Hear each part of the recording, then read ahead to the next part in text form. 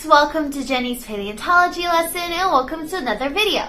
In this video, we're going to continue to talk about the Paleozoological Museum of China, but we're going to actually be talking about cool exhibits or some of the most famous exhibits that they have in this particular museum. Without further ado, let's get started.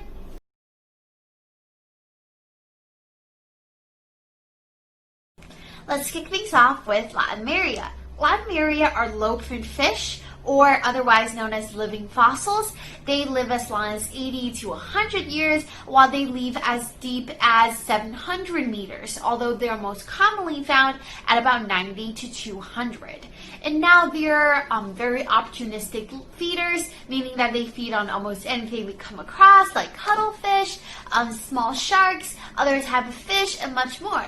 And scientists deduce that they might be able to be so advantageous within their living environment because they're able to sort of control their metabolism at will, meaning that they can lower their metabolism, and when they do that, they kind of sink into the deeper depth of the ocean, meaning there's less disturbance and less inhabitants, and because of the lowered metabolism, they have less nutritional needs, and because of this very unique survival mechanism, they're able to survive and flourish for such a long time.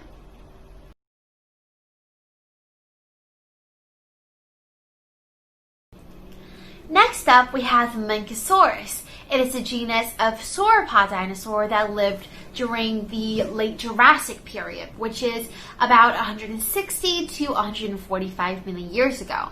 They roamed the plains and forests of Asia, and their body size is of course quite large. They're about 15 feet long and weighs roughly 50 to 75 tons.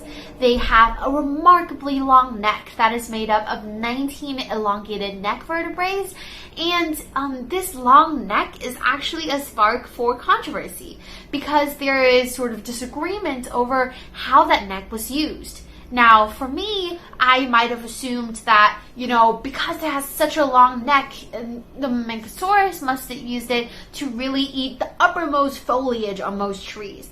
However, some paleontologists argue that they actually used it to sort of sweep across the ground like a giant vacuum, eating up shrubberies and grass. Now, this debate is closely tied to another debate about whether Mamenchisaurus were warm or cold-blooded. On one hand, it is quite hard to imagine a Mamenchisaurus that is cold-blooded to have enough metabolism and capability to shoot up blood 35 feet into the air, while on the other hand, a warm-blooded Mamenchisaurus could have quite literally cooked itself from the inside out. So this is still a source of ongoing debate.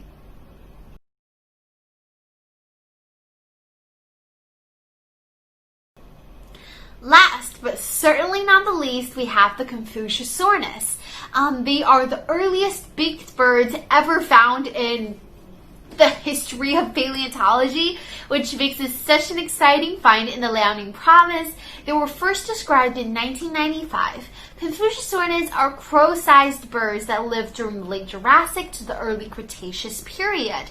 And they have shed so many lights on the evolution of modern birds. For example, we've known that the relatively fast growth rate that modern birds have must have been adapted for in the late Cretaceous period, because Confuciusornis, still in the late Jurassic to the early Cretaceous period, does not seem to have such a rapid growth rate.